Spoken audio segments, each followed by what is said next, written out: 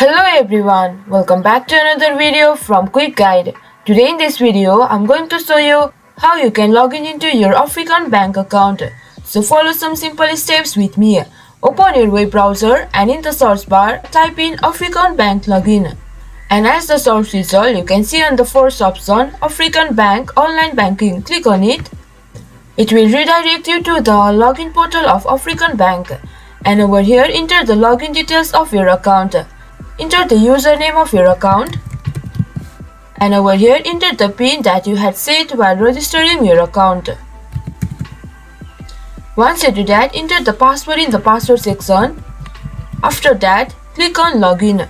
You will be logged into your African bank account. And in case if you guys forgot your login details, you can click here on reset to reset it.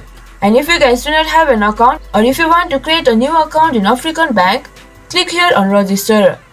So this was for this video. Hope you guys understand and find our video helpful. If you did, please do not forget to hit the like and subscribe to our channel.